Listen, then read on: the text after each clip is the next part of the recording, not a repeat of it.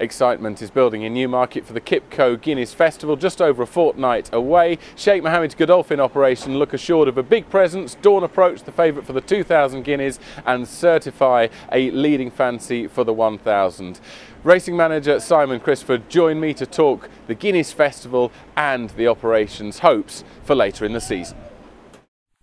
Simon, positive reports about Dawn Appraoch from Jim Bolger during the winter. Has Sheikh Mohammed been out to see the horse? No, he hasn't been able to, but I've had a visit and he looks fantastic. He looks very strong, he's well muscled and forward in condition, and I think Jim has got him exactly where he wants him at the present time. Jim described the horse, I think, as round as an egg, as a 2-year-old, ready to go. Is there any prospect that the horses who were behind him at 2 might have caught up physically with another winter behind them? Well, that's always something that is possible, but I'd have to say, having seen him and having talked to Jim Bolger about him, we'd have to be very pleased with his progress, and one would hope that he might have progressed as well. So there's no reason why others should have caught up with him, although of course that is possible. We won't find out until Guineas Day.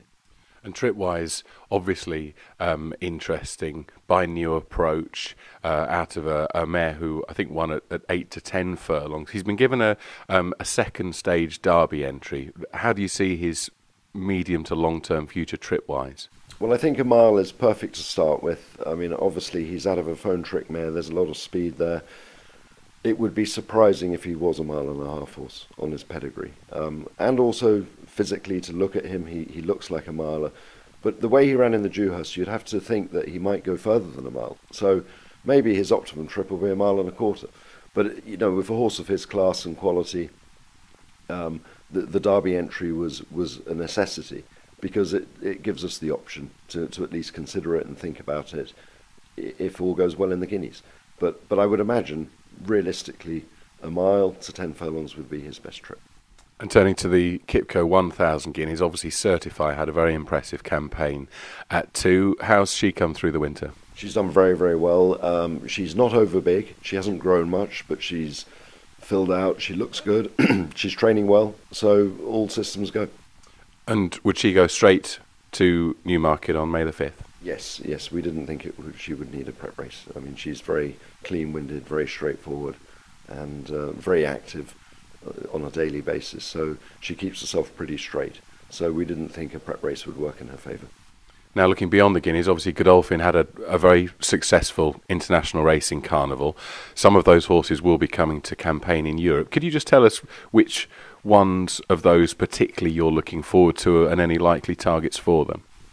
Well, I think they all, we had a great carnival, all of them went well. I'm looking forward to seeing Secret Number run in the Dante, because I didn't think we saw the best of him in the UAE Derby. He was a little bit green, inexperience caught him out on that occasion, so I would like to think that he can step up on that run, but to win the Dante he would need to step up quite a lot. But he's an interesting colt. He's big, he's scopy.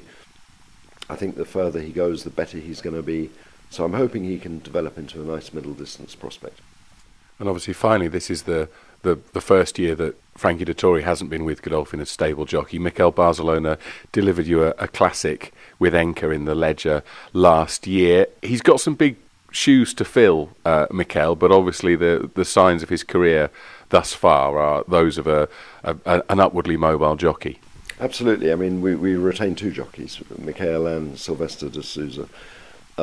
Mikel, obviously, he's won a Dubai World Cup, he's won the Derby, he's won the St. Leger. A lot's happened very early in his career for him, but you know, he's got a wise head on young shoulders, and he's handling it very well.